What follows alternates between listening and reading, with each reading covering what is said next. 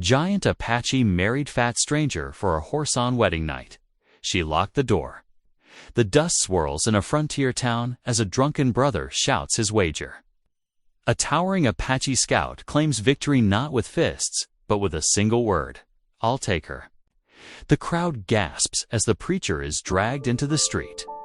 A woman mocked all her life for her size is forced to stand tall before them all. By lamplight, vows are spoken. But that night in the lonely cabin, she bolts the door shut and whispers, "You bought a horse, not me." Now the town whispers too, saying their marriage isn't real, saying she'll lose everything she owns.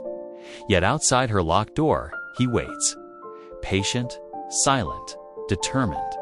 But as betrayal rises, land is stolen, and justice bends too crooked. Law, both will have to decide. Will this marriage of shame become a covenant of honor? Or will her locked door become the wall that destroys them both? Your reactions reaffirm something simple, yet powerful, that stories still shape us, even in silence. If you believe in the soft endurance of love, truth, and doing what's right, then you're exactly why these stories exist. The August sun beat down mercilessly on the dusty streets of Silver Creek, Colorado. Abby May shifted her grocery basket from one arm to the other, trying to avoid the curious stares of townsfolk as she made her way down Main Street. The weight of their judgment felt heavier than the flour and sugar she slewed to Mrs. Peterson, and her daughter whispered behind their hands as Abby passed. "Poor thing," she heard them say, not bothering to lower their voices. 23 and not a suitor in sight. Abby kept her eyes fixed on the wooden boardwalk beneath her feet. The boards creaked with each step, a familiar sound that had become a comfort over the years. Her plain calico dress hung loose in places, tight in others, and she fought the urge to tug at the fabric where it stretched across her middle.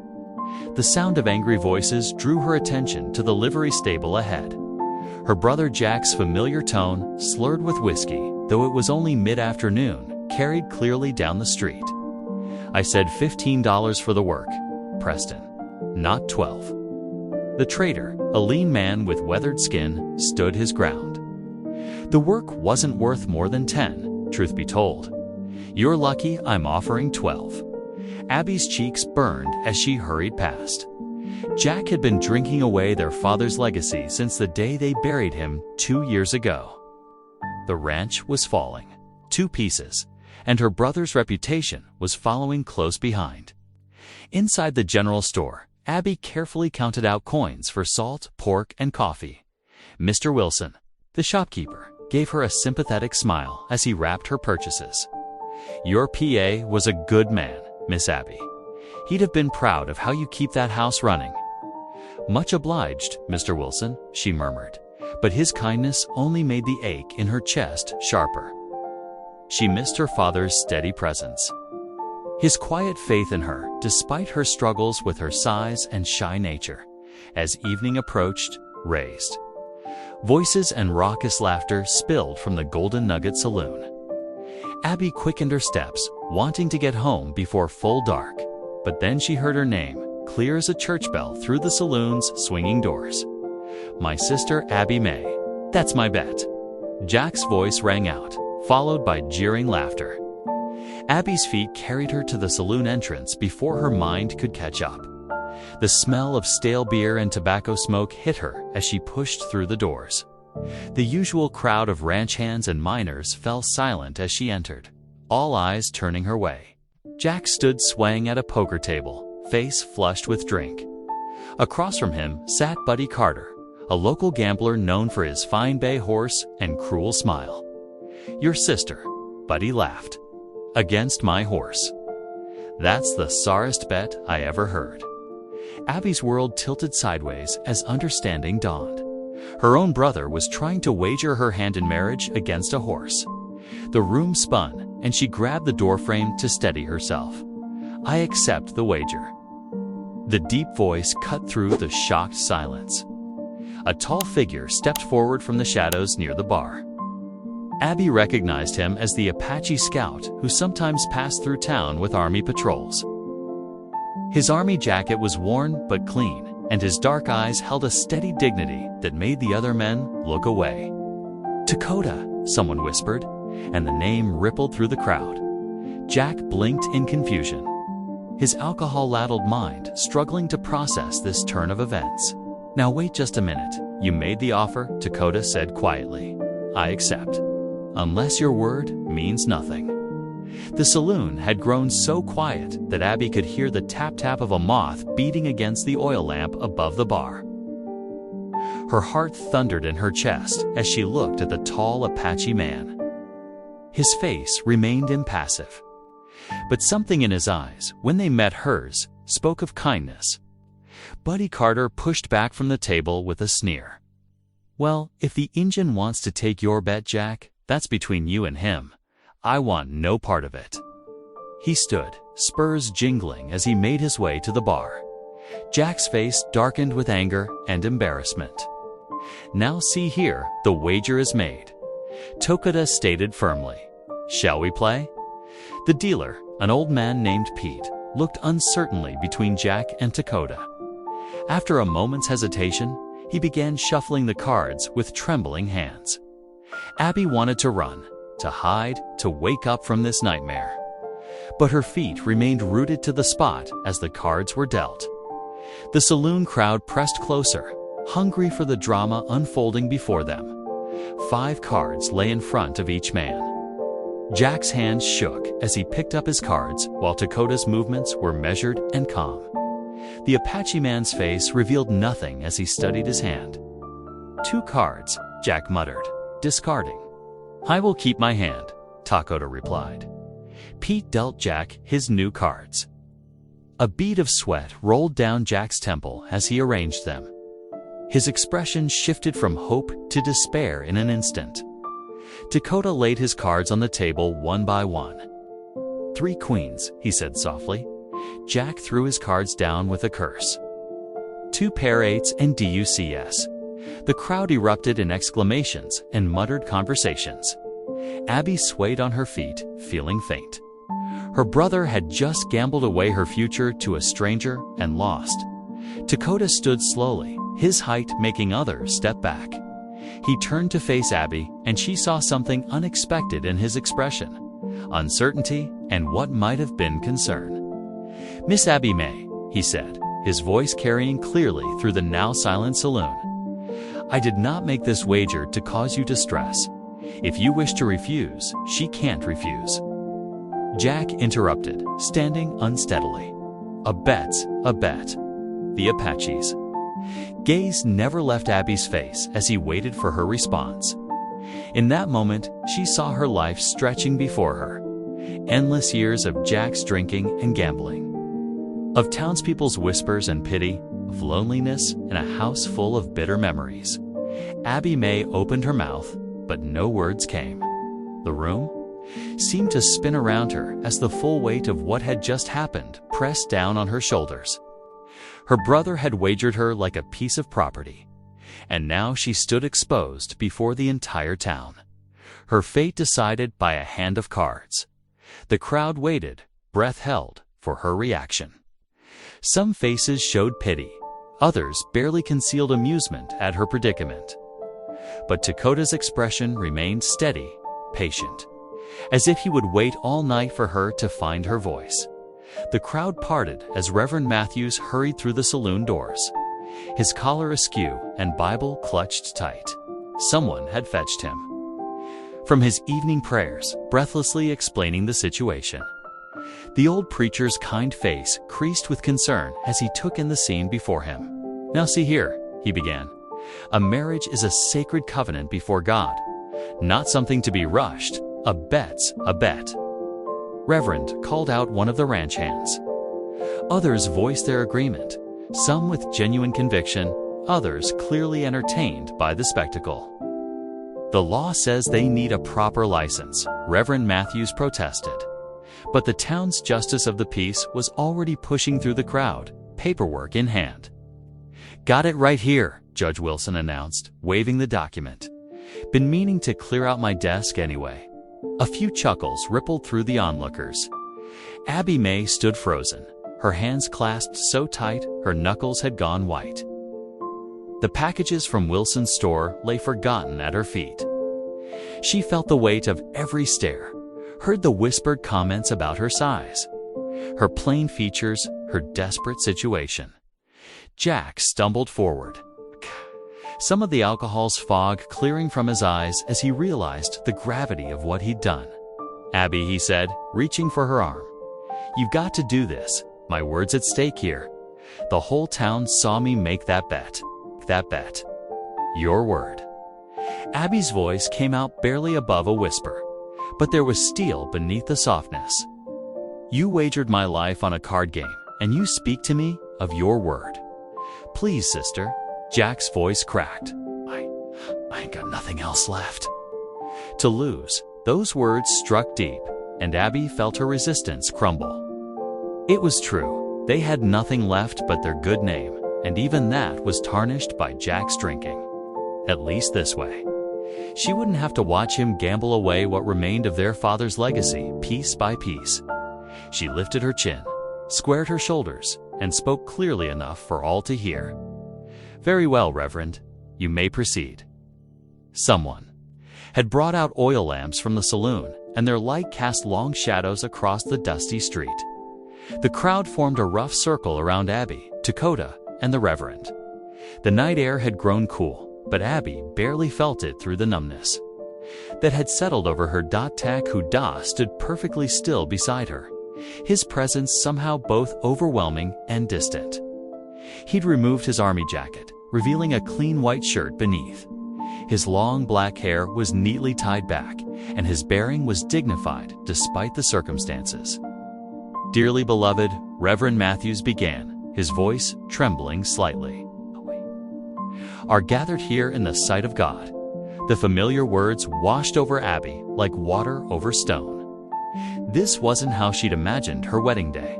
There were no flowers, no wedding dress, no proud father to give her away. Just curious onlookers, the smell of horse manure from the nearby stable, and a husband she'd met less than an hour ago. "Do you, Dakota, take this woman?" "I do." His voice was deep and steady, carrying no hint of mockery or reservation. "And do you, Abigail May Henderson, take this man?" Abby's throat went dry. She could feel Jack's desperate stare, sense the crowd's anticipation. "I do," she managed, the words tasting like dust in her mouth. "The rings," Reverend Matthews started to say, but Dakota reached into his pocket and produced a simple silver band. The crowd murmured in surprise. "It was my mother's," he said quietly, holding it out to Abby.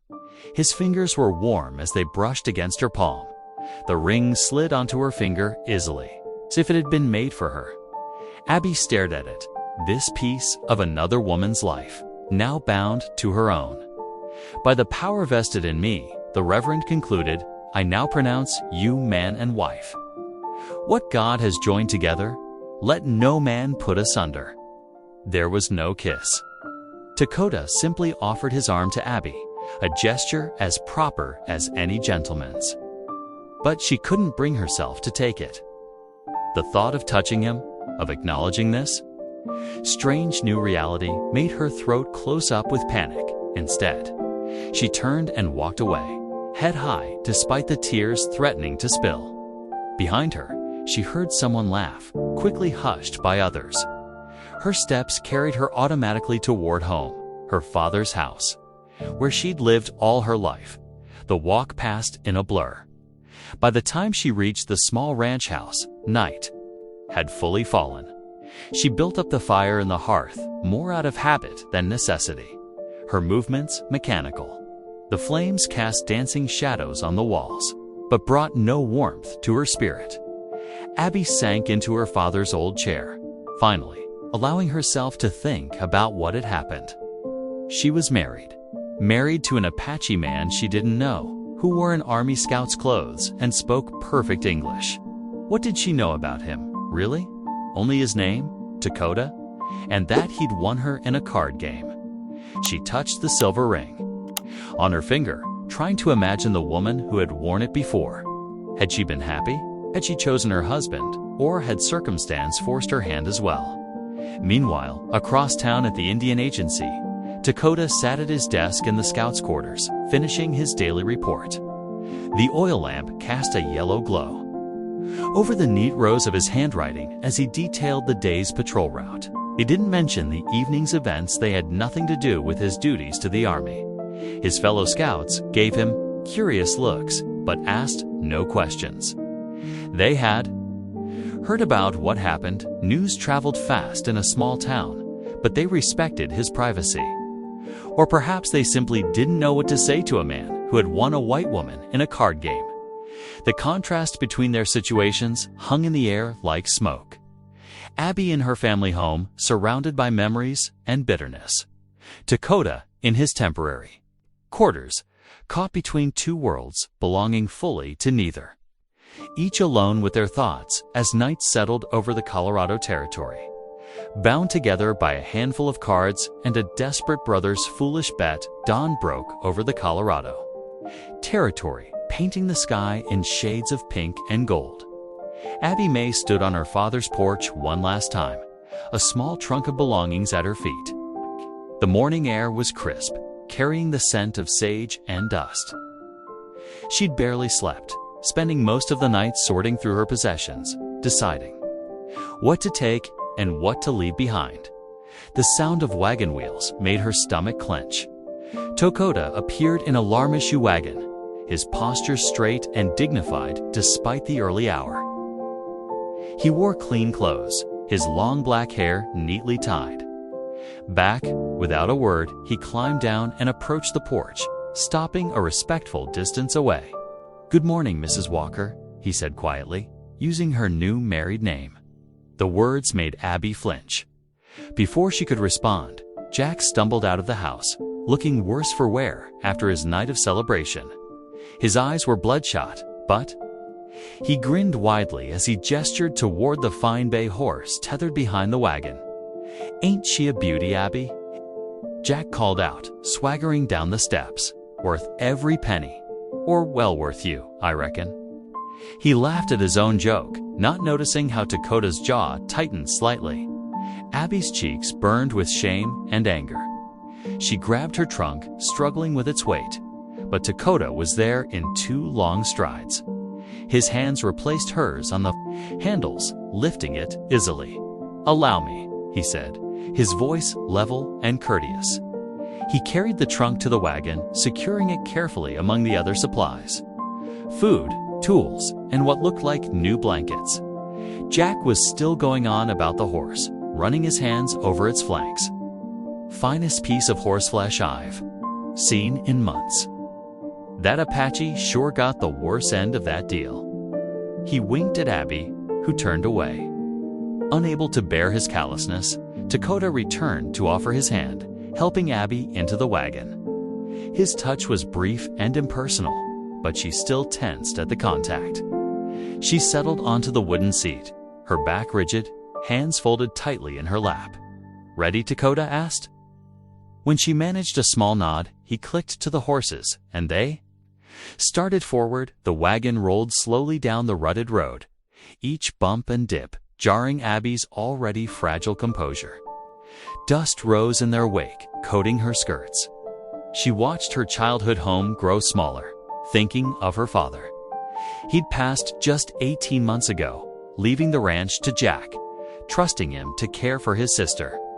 Now look where that trust had led. The journey took them past familiar landmarks that suddenly seemed strange and foreign. The old Miller place, where she'd gathered eggs as a girl. The creek, where she'd learned to fish. The stand of cottonwoods, where her father had taught her to shoot straight. Each sight brought a fresh wave of grief and uncertainty. Dakota drove steadily, his presence beside her both reassuring and terrifying. He seemed to sense her need for silence, offering no conversation beyond necessary directions when they turned. Off the main road onto a narrower trail, the cabin came into view around midday. It was small but solid looking, with a tin roof that gleamed in the sun. A horse corral stood empty to one side, and a vegetable patch showed signs of recent tilling. The agency provided it, Takoda explained, his first full sentence since they'd left town. Part of my discharge arrangement. I've been preparing it this past week. Abby nodded stiffly, noting the neat woodpile and the smokehouse behind the cabin. At least, it wasn't a teepee, as some of the townsfolk had jeeringly suggested it might be. Takoda helped her down from the wagon, then began unloading their supplies. Abby stood uncertainly on the packed earth of the yard, unsure what to do with herself. Finally, she gathered her courage and stepped into what was to be her new home. The interior was simple, but clean. A stone fireplace dominated one wall with a kitchen area set up nearby.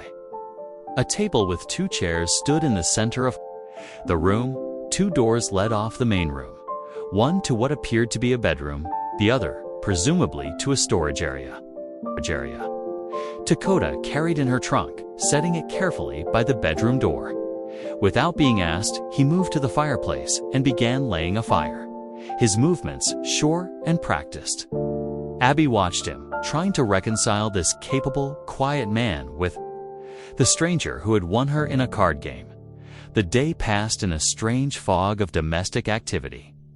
Abby found herself falling into familiar patterns, putting away supplies, sweeping the floor, preparing a simple supper of beans and cornbread. Takoda spent time outside, tending to the horses and checking the property's boundaries. They ate in silence as evening approached. The food was hot and filling, but Abby could barely taste it. Her mind kept circling to what would happen when night fell. She knew her duty as a wife had been raised in the church, but the thought of sharing a bed with this stranger made her hands shake so badly she could hardly hold her spoon. Takoda seemed to sense her growing anxiety. After the dishes were cleaned, he brought in fresh water and placed it in the bedroom. "The bed is yours," he said simply. "I'll sleep out here by the fire." Relief flooded through Abby, followed quickly by shame at being so transparent in her fear. But before she could respond, Takoda had stepped outside to bring in more firewood. When he returned, Abby had already retreated to the bedroom. Her heart pounding, she pushed the heavy wooden bar across the door, effectively locking it. The sound seemed to echo in the quiet cabin. Through the door, she heard Takoda moving around, laying out his bedroll near the fireplace. The floorboards creaked, then fell silent. Abby sat on the edge of the bed, still fully dressed, listening to the night sounds filtering through the cabin walls. A coyote called in the distance. The wind whispered through the trees. Somewhere beyond the locked door, her husband, a man she didn't know, didn't trust, and couldn't bring herself to face, lay down to sleep alone. The night crept by slowly. Through the bedroom's thin walls, Abby heard Takoda whisper words in Apache, his voice low and melodic in prayer. The sound made her chest tighten with an emotion she couldn't name. She lay awake for hours, listening to the pop and crackle of the dying fire, before exhaustion finally pulled her into fitful sleep. Dawn's pale light was just beginning to filter through her window when Abby woke. The cabin was quiet, except for the rhythmic thunk of an axe splitting wood outside. She dressed quickly, her fingers fumbling with the buttons of her dress. When she finally worked up the courage to unlock the door and step into the main room, she found Takoda's blanket already neatly folded by the cold hearth. Through the window, she watched him. His powerful shoulders moved with fluid grace as he swung the axe, each stroke precise and purposeful. He'd removed his shirt in the morning. Heat and Abby found herself studying the smooth planes of his back, the way his muscles flexed with each movement. The sight made her uncomfortable in ways she didn't want to examine. Takoda paused in his work, as if sensing her gaze. He turned, offering a small nod of acknowledgement before returning to his task. His quiet patience unsettled her more than anger would have. Later that morning, Abby hitched up the wagon herself, determined to maintain some independence. "I need supplies from town," she announced stiffly when Dakota approached. He simply nodded again, stepping back to let her pass. The 10-mile journey into town seemed shorter than she would have liked, as she tied the horses outside the general store. Mrs. Peterson and her daughter hurried past, their faces twisted with barely concealed disgust. Abby lifted her chin and pushed through the store's door, the bell's cheerful jingle at odds with the sudden hush that fell over the other customers.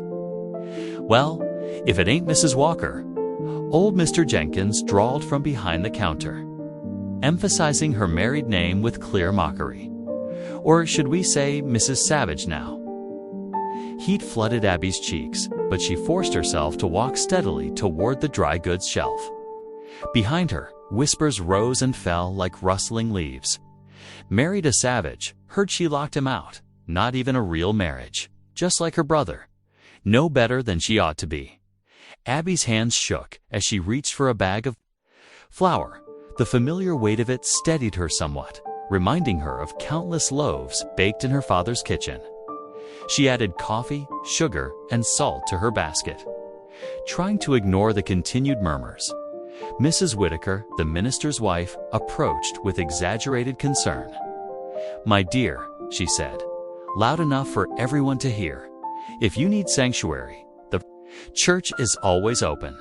No one would blame you for fleeing such a situation." "Thank you, ma'am," Abby replied, her voice tight, "but I have a home." She paid for her purchases quickly and fled. The store bells ring, chasing her out like mocking laughter. The sun was setting by the time she returned to the cabin, painting the sky in shades of amber and rose. Dakota had finished the woodpile, she noticed, and cleared more space in the vegetable garden. He stood as she approached, moving to help her with the supplies. Something in Abby snapped. "Don't," she said sharply, jerking away from his outstretched hand. "You bought a horse, not me. I'm not your property to command." Dakota lowered his hand slowly. His dark eyes held hers, calm and steady. "No," he agreed quietly. "You are not property. You are my wife before God and man. I will wait until you open the door." The simple declaration struck Abby like a physical blow. She had expected demands, perhaps even force. The savage behavior everyone in town whispered about. His patient respect was far more devastating to her carefully constructed walls of anger and fear. "And if I never do?" she challenged, her voice breaking slightly. "Then I will still wait," he replied. "A man's honor is in his word, not in what he takes by force." Abby turned away, unable to bear the quiet dignity in his face. She stormed into the cabin, slamming the door behind her. But even as she began putting away the supplies with shaking hands, his words echoed in her mind. Through the window, she watched him settle onto the porch steps, taking out a small knife and a piece of wood. His hands moved steadily as he began to carve, seemingly content to let the evening pass in peaceful silence. The sight of him there, patient and unwavering, stirred something deep in her chest, something that felt dangerously like hope. Later, as Abby once again barred the bedroom door, she found herself hesitating, her hand lingering on the rough wood. Outside, she heard Dakota's soft voice rise in evening prayer, the Apache words flowing like water over stones. She pressed her forehead against the door, tears pricking at her eyes, as his steady presence continued to chip away at the fortress. Of her fears, days flowed one into another like water in a shallow creek. The late summer sun rose and set, marking time with golden fingers across the cabin's wooden floors. Each morning, Abby woke to the sounds of Dakota already at work outside, hammering loose boards, mending fences, or hauling water from the creek. She established her own rhythm within the cabin's walls. The familiar motions of housekeeping gave her comfort, sweeping the rough plank floors, hanging fresh curtains she'd sewn from flour sacks, arranging her few possessions just so. The work helped quiet her churning thoughts. Their meals together were simple affairs. Abby prepared basic frontier fare cornbread, beans. The occasional rabbit stew when Dakota brought game. They ate in silence, broken only by the clink of tin spoons against bowls and the crackle of the cooking fire.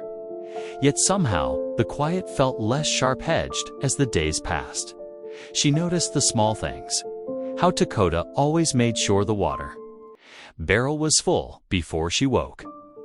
The way he stacked the firewood just so, with smaller pieces on top for easy reaching.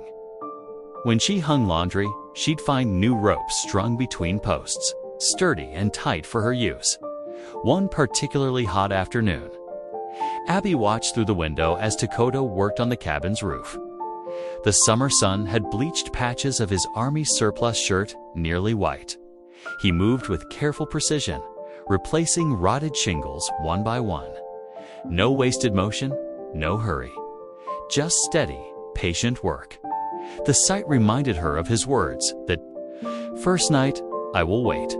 He hadn't tried to force her door open, hadn't demanded anything.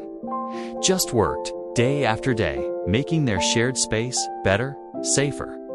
That evening, as Abby stirred the cooking pot, Dakota entered with an armload of firewood. He stacked it neatly by the hearth, then paused instead of retreating to his usual spot on the porch. She felt his presence behind her, steady as a mountain. "May I speak?" he asked quietly. Abby's hand stilled on the wooden spoon. After a moment, she nodded. "In my people's way," Dakota began, his voice low and measured. "We do not count beauty as the white man does. Beauty is in the strength to nurture life. To protect what matters," he gestured to the pot of stew. "A woman who can feed her family through hard times, that is beauty. A man who builds shelter against storms, that is beauty." Abby's throat tightened. All her life, she'd heard whispers about her size, her plain features. Yet here was a man speaking of beauty as something earned through care and work, not granted by chance of birth. "My grandmother," Dakota continued. "She was a large woman, strong enough to carry water uphill, to grind corn for hours, to tend the sick through long nights. The children ran to her for comfort. The young wives sought her wisdom. In her, there is great beauty." His words settled into the quiet kitchen like seeds falling on fertile soil. Abby stirred the stew, fighting to keep her face neutral even as something warm and fragile bloomed in her chest after they'd eaten.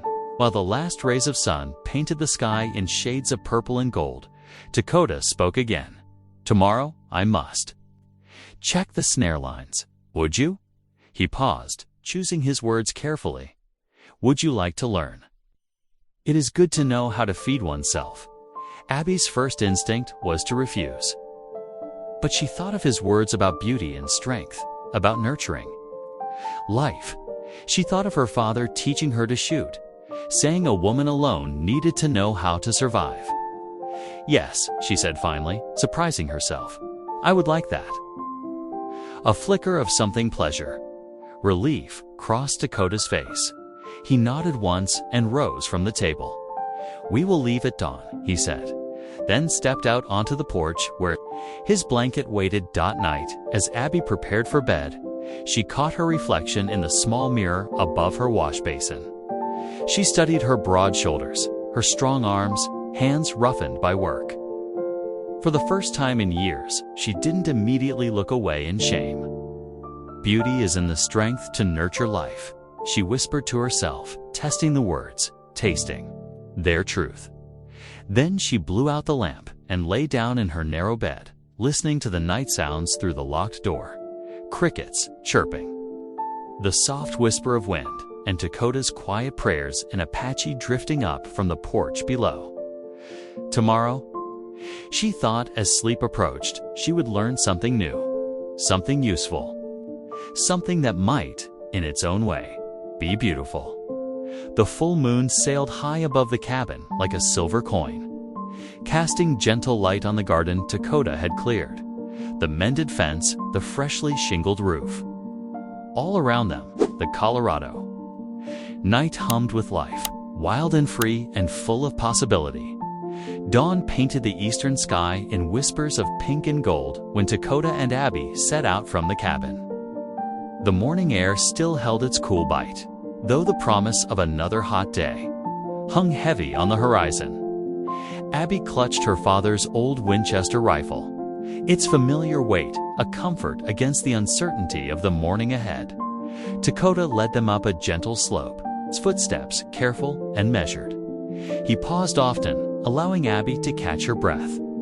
Without making a show of waiting, the climb wasn't steep, but the uneven ground and loose rocks made the going difficult for her. Sweat dampened her collar despite the early hour. Her legs burned with the effort, unused to such terrain. Still, she pressed on, determined not to show weakness. When she stumbled on a loose stone, Dakota's hand shot out to steady her, but he withdrew it the moment she found her footing. "The rabbits favor these slopes," he said, his voice barely above a whisper. "They come down to feed in the morning, return to their burrows when the sun grows hot." They reached a small clearing where tall grass swayed in the morning breeze. Dakota knelt, pulling thin copper wire from his pocket. His large hands moved with surprising delicacy as he fashioned a simple loop. "Watch," he instructed, demonstrating how to secure the snare to a flexible sapling. The rabbit runs his trail, triggers the trap. His fingers traced the path. The sapling springs up, quick and clean. Abby knelt beside him, studying the mechanism. The engineering was elegant in its simplicity. When Dakota handed her wire to try herself, her first attempt was clumsy, but he nodded encouragement. "Good." Again, her second snare looked better. The third, better still. They worked their way along the hillside, setting traps where Dakota pointed. Out rabbit signs droppings, nibbled grass. Worn paths through the vegetation near midday. They paused in the shade of a scraggly pine. Dakota offered her his canteen.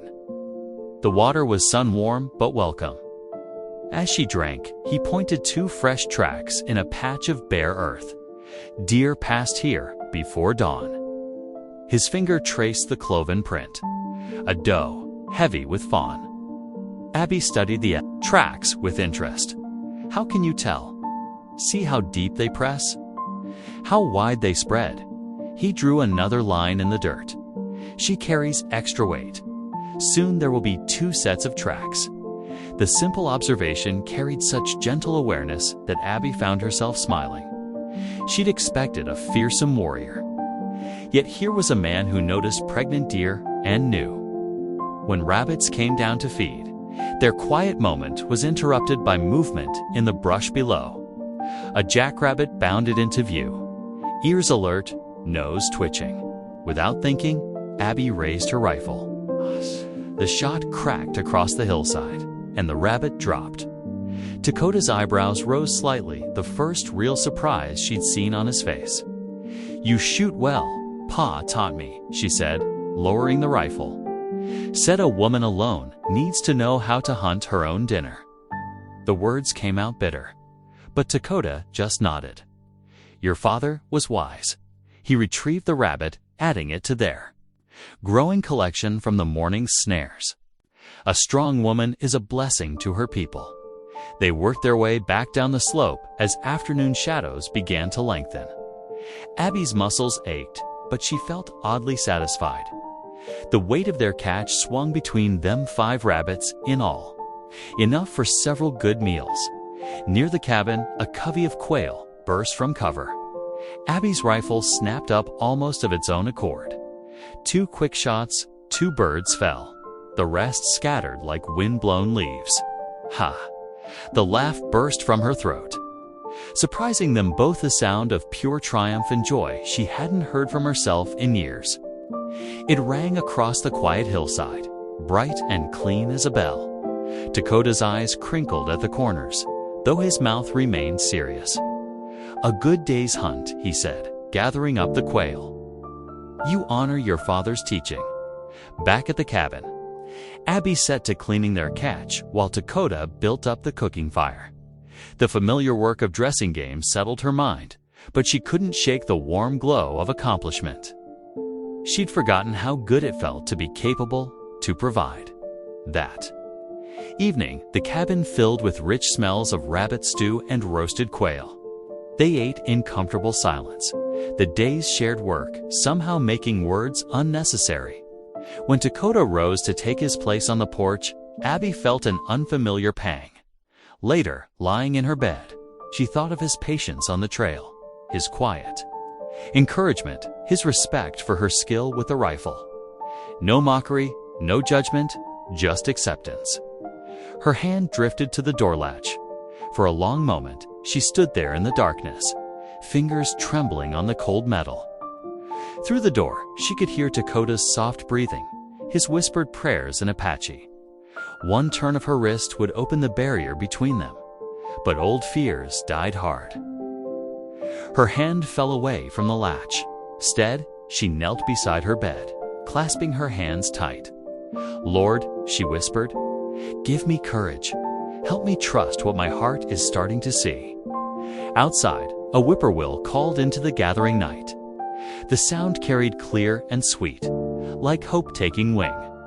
Sunday dawned bright and clear, with birdsong filtering through the cabin's small windows.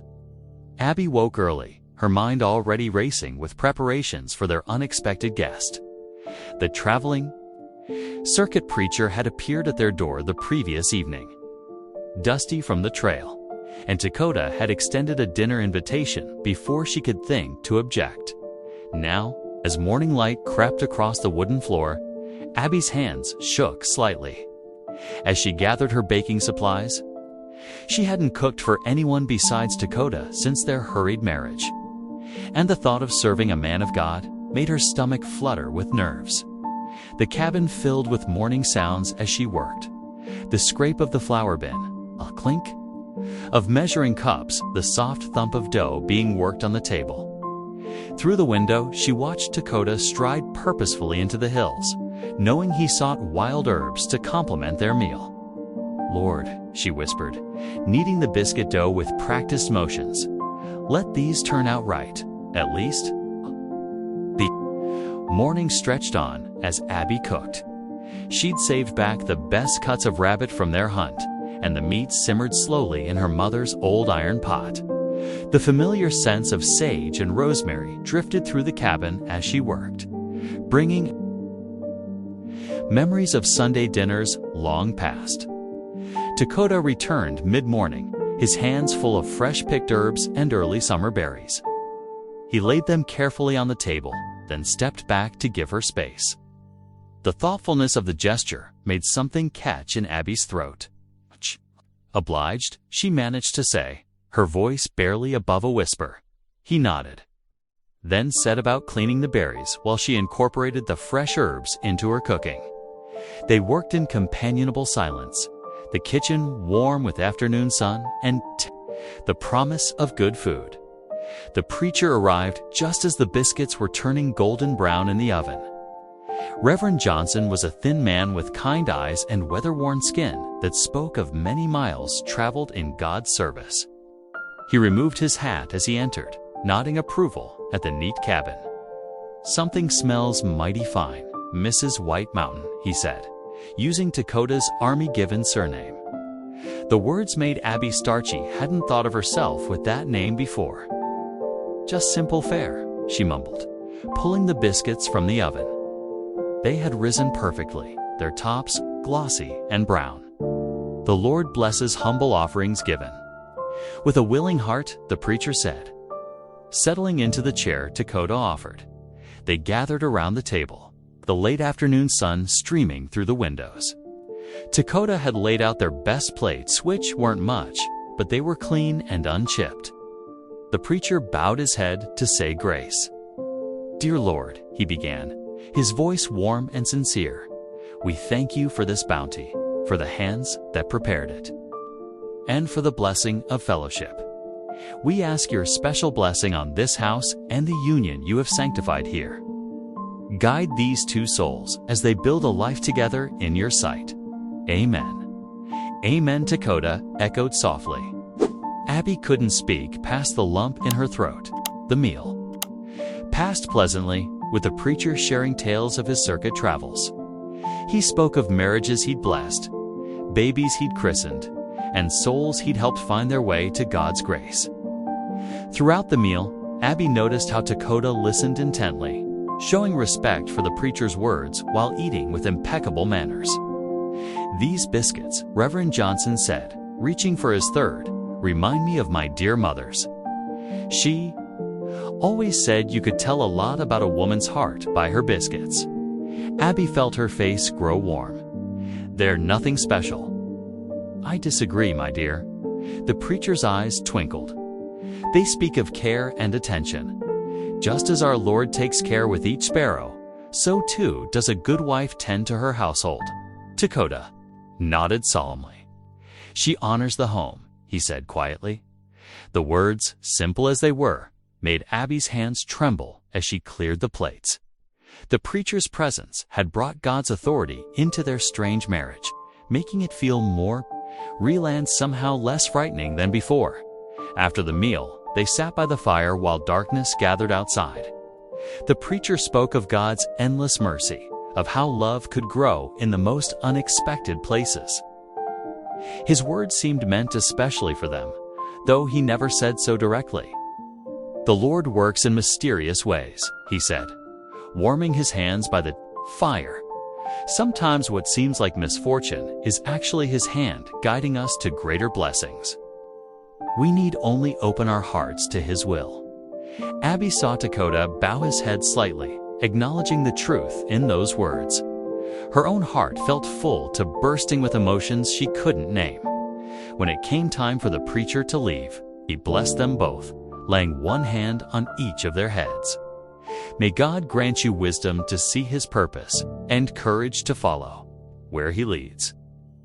They watched from the doorway as he rode away, his dark shape disappearing into the gathering dusk. The evening air was cool and sweet with early summer. Carrying the scent of wild roses from the hillside, Dakota built up the fire while Abby finished cleaning away the supper things. The familiar tasks helped settle her spinning thoughts, but she couldn't shake the feeling that something had shifted like earth after rain. "The biscuits were good," Dakota said softly, breaking their usual evening silence. "Thank you." Abby turned from the dishes, her heart suddenly racing. Words of gratitude pressed against her lips. "Thank you for your patience, for your kindness, for seeing worth in me when others didn't." But the old fear rose up, choking off her voice. She managed a quick nod before turning back to her work, blinking hard against sudden tears. Behind her, she heard Dakota's quiet footsteps moving toward the porch, where he would spend another night alone. The fire crackled in the hearth, its warm light filling the cabin with flickering shadows. Abby lingered beside it, her hands still. Damp from washing dishes, her heart full of words left unsaid. The morning sun cast long shadows across the cabin floor as Abby tied her bonnet strings beneath her chin. She'd put off going to town as long as she could, but their flour barrel stood nearly empty. A woman couldn't keep house without flour, no matter how much she dreaded facing town gossip. Dakota looked up from mending a bridle at the table. "I could go," he offered quietly. "No," Abby said, squaring her shoulders. "Some things a wife must do herself." The word wife still felt strange on her tongue, but she wouldn't let the townfolk see her hiding behind her husband like a scared child. She hitched their old wagon herself, though Tokuda stood ready to help. The familiar motions of securing the harness and checking the traces gave her hands something steady to do, even as her stomach churned with anxiety. The road into town stretched before her like a dusty ribbon, each turn bringing her closer to the sideways glances and whispered words she knew awaited.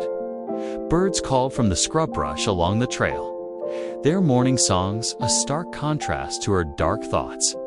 The general store's bell jingled as Abby pushed open the door. Inside, the familiar scents of coffee beans, leather, and dried goods filled the air. Mrs. Potter, the storekeeper's wife, barely glanced up from her mending as Abby made her way to the flour barrel. The whispers started before she'd even hefted the heavy scoop. Two women by the fabric counter bent their heads together, their voices carrying just loud enough for Abby to hear. "Living in sin, if you ask me," one murmured. "No proper marriage bed between them. Her brother says she won't even let the Indian in the house after dark," the other replied with obvious relish. "Sleeping out with the horses, he is." Abby's hands trembled as she filled her flour sack, but she forced herself to move slowly, deliberately. She wouldn't give them the satisfaction of seeing her run. The shop door creaked open and heavy boots thudded across the wooden floor. Abby's heart sank as she recognized her brother's voice, thick with morning whiskey. "There's my sister," Elias called out, too loud for the quiet store. "Still playing at being married, are you?" Abby turned slowly, clutching her flour sack like a shield. "I am married, Elias. Legal and proper, with witnesses. Legal." He laughed, an ugly sound. "That land Pa left you was meant for family, not some army scout who won't even bed his wife. Won't be long before the courts see it my way."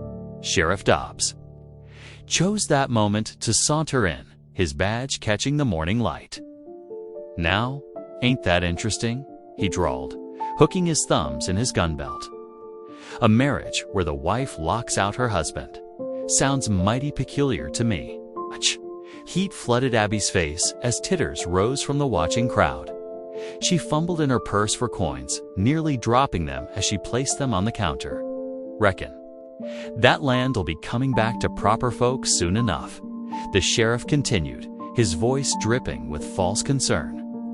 "Can't have good Christian property falling into questionable hands." Abby grabbed her flour sack and pushed past them, her vision blurring with unshed tears. Behind her, laughter followed like stinging wasps. She barely remembered the drive home, letting the horse find its own way while she fought to control her. Breathing, the cabin came into view as the sun reached its peak. Dakota stood in the dooryard, splitting wood with steady strokes. He paused at her approach, taking in her rigid posture and tear-stained face. Without a word, he helped her down from the wagon and carried the flour inside. Abby followed woodenly, sinking into a chair at the rough-hewn table. The familiar walls of their cabin gradually calmed her racing heart. Though anger still burned in her chest, the day passed in a fog of hurt and worry. Abby went through the motions of cooking supper, her movements sharp with suppressed emotion. When Tokoda came in from his evening chores, she could hold the words back no longer. "They're trying to steal my land," she burst out, her voice breaking. "Elias and that snake of a sheriff. They're saying our marriage isn't real because—" She faltered, shame coloring her cheeks. "Because you keep the door locked," Dakota finished quietly, settling into his usual chair. "Yes." Abby slammed a pot onto the table harder than necessary. "They're saying the courts won't recognize it as a true marriage. That the land Pa left me should go to Elias instead. Dakota's dark eyes studied her face carefully. "The land must be defended with truth, not anger," he said at last. "Truth." Abby's voice rose sharply. "The truth is, my own brother is trying to rob me. The truth is that Sheriff Dobbs would rather see my father's land go to a drunk than—" She caught herself before saying in Indian, but the unspoken word hung heavy between them. "And you want me to fight?" Tokoda stated simply. It wasn't a question. Yes. Abby paced the small kitchen, her skirts swishing against the rough floor. "Why aren't you angry? Why do you just sit there so calm when they're plotting to take everything?" "Because anger clouds the mind," he replied, his voice steady as always. "Like muddy water, it hides the path beneath." His patience only fueled her frustration. "I don't want riddles, Dakota. I want—" She stopped, realizing she didn't know exactly what she wanted. A fistfight in the street wouldn't solve anything, but surely there had to be something better than just sitting quietly. While they schemed. "What you want," Dakota said softly, "and what you need may be different things." He rose from the table, his movements deliberate and controlled. "Rest tonight. Tomorrow, we will think on this with clear minds." Abby watched him head for the door, his shoulders straight despite the weight of the day's revelations. Part of her wanted to call him back, to apologize for her outburst. But pride and fear held her tongue still. The door closed behind him with a quiet click, leaving Abby alone with her troubled thoughts and the dying fire's glow. The days following the confrontation in town stretched like pulled taffy, sweet with possibility, yet fraught with tension. Each morning, Abby rose to find Dakota already. At work, his quiet industry, a steady reminder of all that hung in the balance. On the fourth such morning, Dakota paused in leading his horse from the barn. "You need to learn to ride better," he said, his voice carrying across the yard. "A woman should know her horse like she knows her own feet." Abby looked up from gathering eggs, uncertainty crossing her face. "I can ride well enough to get to town, not for what lies ahead." Dakota's words held no argument, just quiet certainty. "The land between here and the county seat is rough. You must be strong to face it." The mention of the county seat made Abby's stomach clench. They both knew that's where any legal battle for her land would be decided. She set down her egg basket with trembling hands. "I ain't never been good at riding proper," she admitted. "Pa tried to teach me, but I was always too scared of falling." Dakota led his horse closer, the animal's hooves raising small puffs of dust. "Fear teaches nothing but more fear," he said. "Come, we start now." For the next hour, Dakota worked with her in the corral, showing her how to sit deeper in the saddle, how to move with the horse instead of against it. His instructions were spare but clear, delivered with the same patience he showed in everything. "Let your hips be like water in a bucket," he demonstrated, swaying easily. "The horse feels your fear in stiff legs." Abby tried to copy his movements, feeling awkward and exposed. But Dakota never laughed, never showed frustration when she had to try again and again. By mid-morning, her thighs ached, but she felt a whisper of the rhythm he described. "Good," he said simply. "Now we ride." They set out across the rolling hills behind the cabin, Dakota leading them along game trails he seemed to know by heart. The late summer sun beat down, but a cool breeze carried the scent of pine from the higher slopes. Abby concentrated on remembering everything he'd taught her, trying to stay relaxed even when her horse picked its way down steep patches.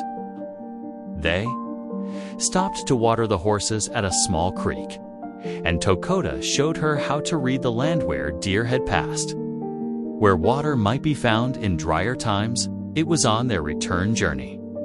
With the sun westering behind them, that everything suddenly became too much. Maybe it was exhaustion, or the way the golden light reminded her of evenings with her father. Whatever the cause, Abby felt tears welling up without warning.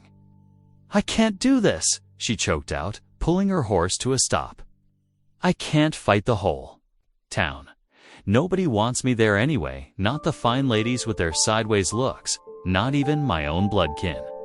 The words she'd held back for so long tumbled out like water through a broken dam. "PA's gone. Mama's long dead, and Elias only sees me as something to trade away. I'm just a burden everywhere I turn." Dakota guided his horse alongside hers. For a long moment, he sat silent, looking out across the rolling landscape to where the mountains rose against the sky. Finally, he placed a gentle hand on her shoulder. "Look there," he said, nodding toward the peaks. "The mountains stand alone, yet they endure. They do not ask permission to be strong. They do not apologize for taking up space in the world." His words, so unexpected, made Abby catch her breath. She looked at the mountains through tear-blurred eyes, seeing them anew. "The Apache people say that wisdom sits in places. Dakota continued softly. These hills, these mountains, they have seen more summers than all the town gossips combined. They remain unmoved by small minds and smaller hearts. Abby wiped her eyes with the back of her hand, letting his words sink in. The mountain peaks stood proud against the sky, neither apologizing for their existence nor seeking anyone's approval. Something in her chest loosened at the thought. They rode the rest of the way home in companionable silence, the horses picking their way carefully. In the gathering dusk, by the time they reached the cabin, stars were beginning to pepper the darkening sky. Abby's muscles protested as she dismounted, but she felt different, somehow more settled in her own skin. While Dakota tended to the horses, she set about making their evening meal. Moving around the kitchen with fresh purpose, the lamp cast a warm glow as they sat down 2 bowls of rabbit stew. Abby had added wild onions and herbs Dakota had shown her on their rides, and the savory scent filled the cabin. "This is good," Dakota said, dipping a piece of cornbread in the broth. "Better than army food." "That ain't saying much," Abby replied without thinking. "Even my brother's horse eats better than army men." Dakota's face remained serious for a moment. Then the corner of his mouth twitched. True, once saw a mule turn up its nose at army beans. Very wise mule. The unexpected humor caught Abby off guard. A giggle escaped before she could stop it, and then she was laughing outright, the first real laugh she'd shared with him. Dakota's eyes crinkled at the corners, his own quiet chuckle joining hers. The moment stretched sweet and warm as honey, filling the cabin with something new. Not quite comfort, but perhaps its beginning. They finished their meal in easy silence, the lamp's glow softening the shadows between them. Later, as Abby prepared for bed, she found herself humming softly, a habit she'd lost somewhere in the hard years after her father's death. The tune felt rusty, but right. Like a door hinge working loose after too long unused. The peace they'd found proved short-lived. Trouble arrived with the morning stage, rattling into town in a cloud of dust and bad news. Abby stood at the general store counter, counting out pennies for sugar. When she heard the commotion outside, her brother Elias's voice carried through the open door, loud and full of false cheer. "Sold that bay horse for a fine profit. Smart trading, if I do say so myself." Abby's hand froze over her coins. That horse, the very one he'd wagered her hand in marriage for, had been sold. She moved closer to the door, heart pounding. "And that ain't all," Elias continued, clearly playing to the growing crowd. "Got some papers here. Make everything right and proper with the land office. That patch of ground Pa left, it's mine now, fair and square." The sugar canister slipped from Abby's fingers, spilling white crystals across the wooden floor.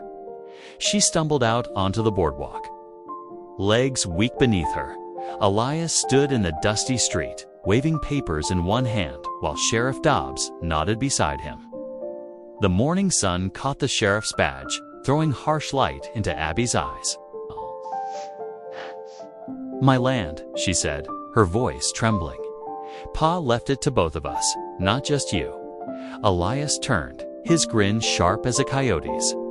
"Why, sister dear, you ain't in any position to manage property. Being an Indian's woman now and all," he flourished.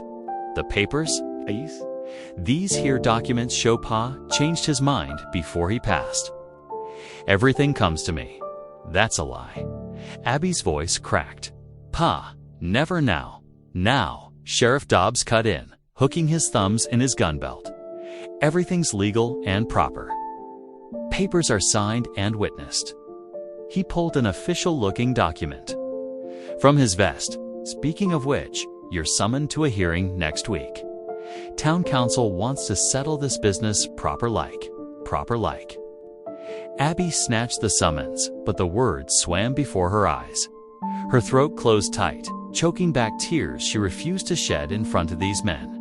"You'll both get fair treatment," Dobbs added, though his smirk said otherwise.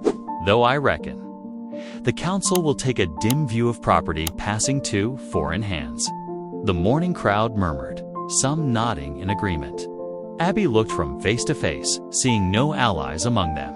These were people she'd known all her life, yet they turned away from her desperate gaze. She clutched the summons to her chest and fled, barely hearing Elias's mocking laughter behind her. The long walk home passed in a blur of tears and dust. Dakota was mending fence posts when she reached the cabin. One look at her face had him setting down his tools. "They're trying to steal my land," she choked out, thrusting the papers at him. "Elias sold that horse you won him with, and now he's got papers saying PA left everything to him. They want us at a hearing next week." Dakota read the summons slowly, his expression unchanged, save for a tightening around his eyes. "These papers," he said finally, "they speak with forked tongue." Of course they do. Abby paced the yard, hands clenched. Elias never could write his own name proper, let alone forge PA's. But Sheriff Dobbs is backing him, and the whole town's against us. And her voice broke. "What are we going to do?" "We will speak truth," Dakota said simply. "Truth stands like stone before lies." Truth. Abby laughed bitterly. A truth don't matter to them. "They'll believe whatever they want about me, about you. About this marriage." She stopped short, realizing what she'd said. Dakota watched her quietly, waiting. I need to think," Abby whispered, fleeing into the cabin. The day passed. In a haze of worry and prayer, Abby moved through her chores mechanically, barely tasting the food she prepared. As evening fell, she found herself at the rough-hewn table. Her mother's Bible opened before her.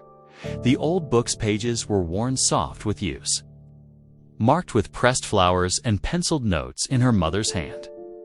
Abby traced the familiar words with trembling fingers. "God is our refuge and strength, a very present help in trouble." "Oh, Mama," she whispered, "what would you do? How can I fight this?" Tears fell, spotting the thin pages. She knelt beside her bed, hands clasped tight. "Lord, please," she prayed, voice barely a whisper. "I know I ain't been the most faithful servant lately. Been too wrapped up in fear and pride to see your hand at work. But please, don't let them take Pa's land. Don't let Elias destroy everything with his lies." The cabin's silence wrapped around her like a blanket. Through the window, she could see Dakota's figure outlined against the deepening dusk. He stood facing east, arms raised to the evening sky. His lips moved in silent prayer, though his words were not meant for her ears. She knew he spoke to the Creator in his own way, in his own tongue. Yet something in his stance, proud but humble, strong yet seeking, echoed the yearning in her own heart. They were so different, she and this quiet man who was her husband in name only. Their prayers rose on separate winds, shaped by separate traditions. But tonight, watching him through the window, Abby felt the distance between them narrow just a fraction. Their prayers, though offered differently, carried the same plea heavenward. Guidance, strength, justice, protection for this small piece of earth they shared, and wisdom to know how to defend it. Abby pressed her hand against the window glass, cool and solid beneath her palm. Outside, Tokote lowered his arms as the first stars appeared. Neither of them knew what the hearing would bring, but somehow, seeing him standing strong against the gathering night made her own fears easier to bear. She remained by the window, long after Dakota had finished his prayers, watching as darkness claimed the land that might soon be lost to them. The summons lay on the table behind her, its official seal gleaming dully in the lamplight, a reminder of the battle to come. The night before the hearing stretched endless as prairie sky. Abby tossed in her narrow bed, sheets twisted around her legs, while worry gnawed at her thoughts like a hungry wolf. Every creak of the cabin's timber made her start. Every whisper of wind through the eaves sounded like mocking laughter past midnight. She heard Dakota rise from his blanket by the hearth. His footsteps, normally so quiet, crossed to the door. The latch lifted and cool night air swept in. Curious, despite her anxiety, Abby crept to her window. Dakota stood in the yard, bare-chested in the moonlight. His eyes were closed, arms loose at his sides. Slow, measured breaths lifted his chest. Each exhale seemed to carry tension away like morning mist. She watched, fascinated, as he repeated this ritual. The sight calmed something in her own racing heart. A floorboard creaked beneath her feet. Dakota's eyes opened, finding her at the window. "You cannot sleep," he said. It wasn't a question. Abby shook her head. "Come," he said softly. "I will show you." For once, she didn't hesitate. Wrapping her shawl tight, she stepped onto the porch. Before battle, Dakota explained, a warrior must find his center. He demonstrated the breathing again. Slow like winter creek under ice. Let each breath carry fear away. Abby tried to copy him, but her breaths came quick and shallow. Here, he stepped behind her, one hand resting light as a feather on her back. Feel the air fill you like water filling a cup. Then let it flow out, taking trouble with it. His calm presence steadied her. Gradually, her breathing deepened, matched. His rhythm, the night air carried the scent of sage and pine, clean and sharp. "Hey, the hearing ain't really a battle," she whispered. "All life is battle," Dakota replied. "But not all battles need weapons. Sometimes the strongest warrior is one who stands quiet in their truth." They practiced breathing together until the moon set. When Abby finally returned to bed, sleep came easier than before. Morning brought gathering clouds and rising wind. Rode to town in silence, the wagon wheels cutting fresh tracks in the dusty road. Abby wore her best dress, faded but clean. Dakota had donned his Army Scout jacket, brass buttons polished bright. Main Street seemed to hold its breath as they passed. Townsfolk gathered in doorways and on the boardwalk, watching with cold eyes. Whispers followed like dead leaves in there.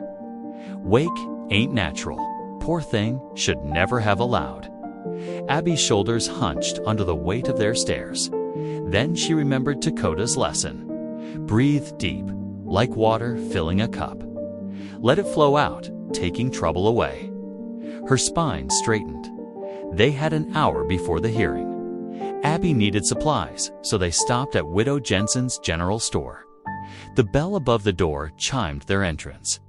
Inside, the familiar smell of coffee and leather wrapped around her like a warm blanket. The widow herself stood behind the counter, gray hair neat beneath her cap. Unlike the others, her eyes held kindness. "Morning, Abby May," she said, nodding to Dakota as well. "What can I get for you today?" While Abby gathered her items, the widow spoke quietly, measuring out sugar. "Heard about the hearing. Terrible business. What your brother's doing?" Abby's hands trembled on the counter. "Seems the whole town's against us." "Now, child?" "Widow." Jensen's voice dropped lower. "Don't you let them make you small. I knew your PA honest man, he was, and I know you. Stand tall today. God don't measure by weight, you hear. He measures by what's in here." She tapped her chest. Tears pricked Abby's eyes. "Thank you, ma'am." They left the store with supplies, and one precious gift: the knowledge that not everyone in town condemned them. The wind picked up as afternoon approached, rattling store signs and whipping dust devils down the street. Storm clouds gathered darker overhead, matching Abby's mood. They waited in the wagon parked behind the courthouse. Thunder growled in the distance. "You could have left," Abby said suddenly. The words had been building in her chest for days. After that night, when I locked the door, you could have gone back to your people." Dakota turned to her, his dark eyes steady. I stay because you are my wife. But we ain't. Abby struggled with the words. It ain't a real marriage. Not really. A promise before Creator is real, he said simply. I chose to accept your brother's wager. I chose to make you my wife. I choose each day to honor that promise. Choice, not chance or desperate bargain, but choice. The word echoed in Abby's mind like the distant thunder.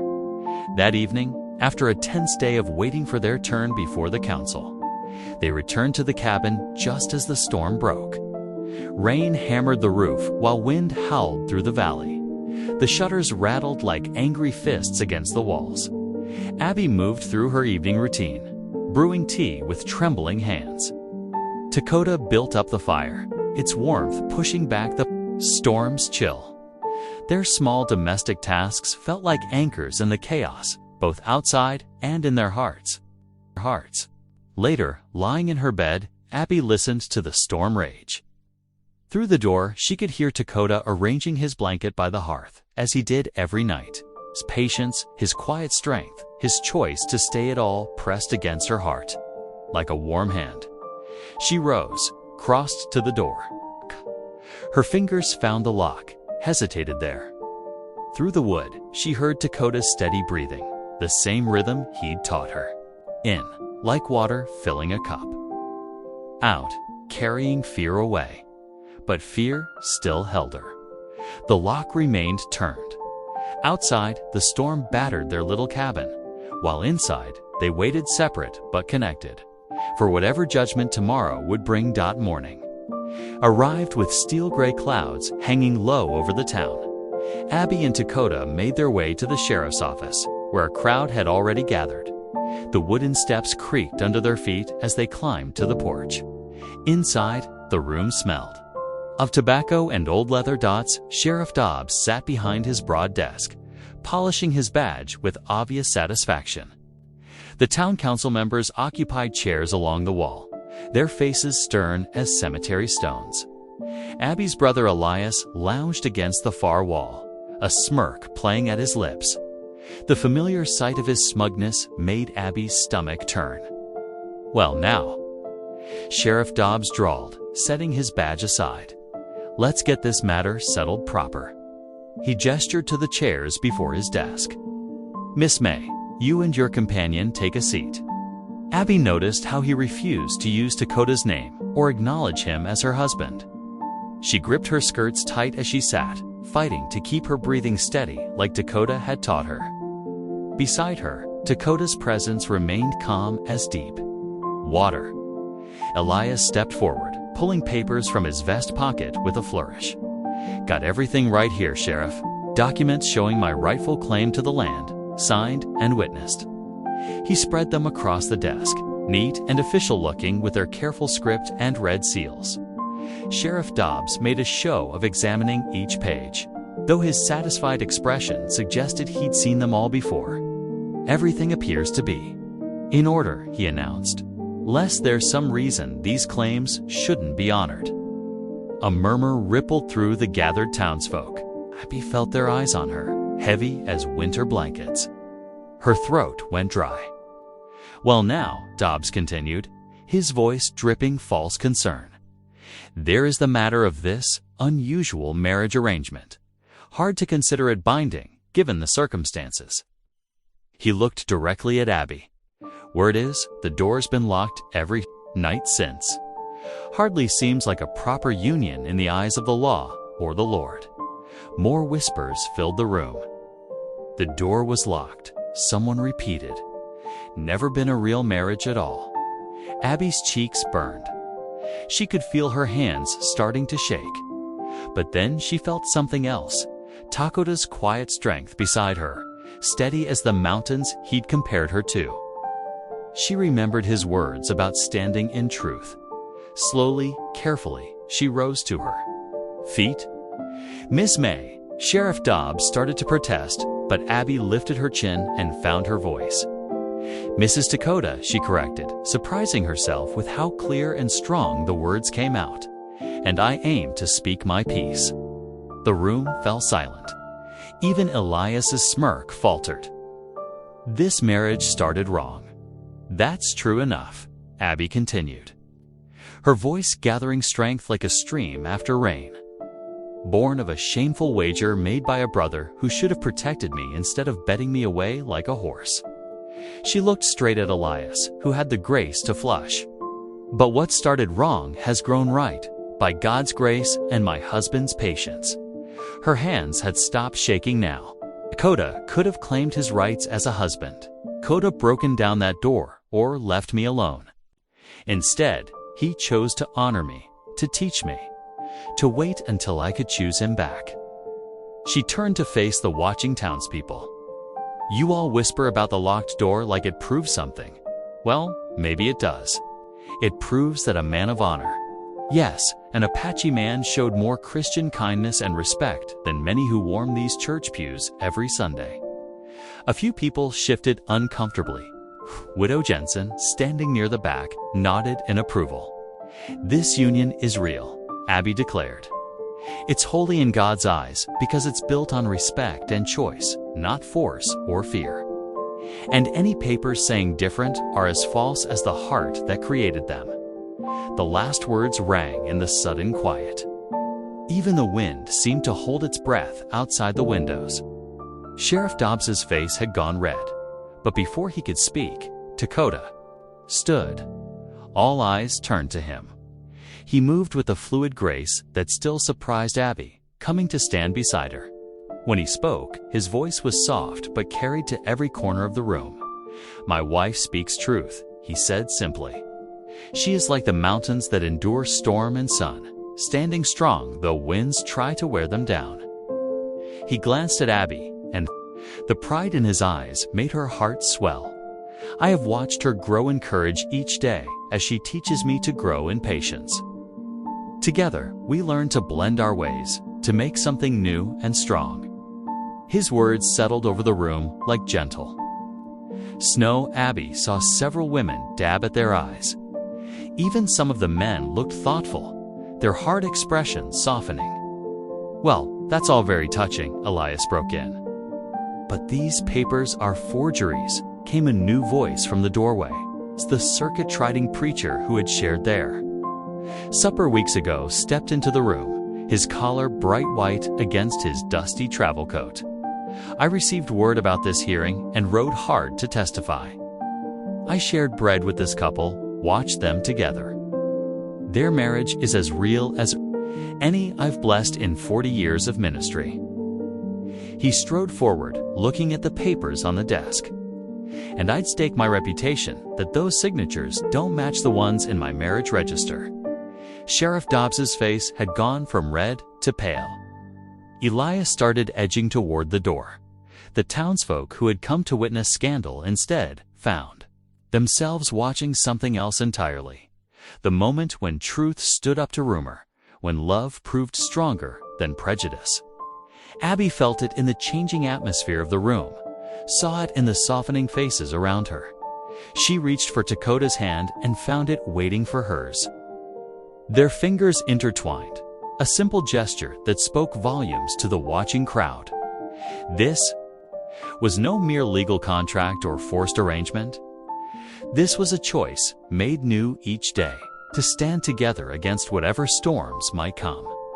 The preacher moved forward, his boots echoing on the wooden floor. I wed these two before God and witnesses, he declared firmly. Their marriage is true and lawful. He pulled out his own leather-bound register, showing the original signatures that proved Eliza's papers false. The mood in the sheriff's office shifted like wind changing direction.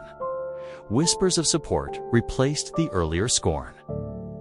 Sheriff Dobbs had no choice but to dismiss the fraudulent claim. Elias's face twisted with rage. You ain't taking what's rightfully mine. He lunged forward, reaching for the gun at his hip. But before he could draw, two councilmen grabbed his arms. The sheriff, eager to save face, ordered Elias escorted from town. Abby watched her brother dragged away, tears streaming down her face. All the fear and tension of the past weeks poured out in quiet sobs. Dakota's strong hand found her shoulder, steadying her like he always had. Together, they walked the dusty road home. For the first time, their fingers intertwined openly, neither hiding from the other's touch. At the cabin that evening, Abby stood before her bedroom door. The familiar lock stared back at her. With trembling fingers, she lifted the latch. Dakota entered slowly, waiting at the threshold until she smiled and held out her hand. The morning sun painted the Colorado sky in soft pinks and golds as Abby and Dakota worked together on the broken fence line. The steady rhythm of their hammers echoed across the land, punctuated by the sweet trills of meadowlarks in the grass. "Here, let me help with that post," Abby said, lifting the heavy wood alongside her husband. Dakota's eyes crinkled with warmth as they positioned it together. A wagon rattled past on the dusty road. The Henderson family, once quick to whisper cruel jokes, now touched their hats respectfully. Their children waved from the back of the wagon. When Sunday came, Abby walked proudly beside Dakota into the little white church. They settled into a pew, her hand resting in his. During the hymns, Abby's clear voice rose strong and sure, while Dakota bowed his head, honoring both their faiths in quiet dignity. That evening, as they shared a simple supper of rabbit stew and fresh bread, Abby looked across their table at her husband. "You know," she said softly, "that night in the saloon, you didn't just win yourself a horse. You won a wife who chooses you with all her heart." Dakota's rare smile warmed his face. Together, they knelt by the hearth, their prayers mixing in the firelight as they gave thanks for this new life built on hope and faith. Thank you for watching. If this one reached you, consider subscribing. I'll be back tomorrow with more meaning, more humanity.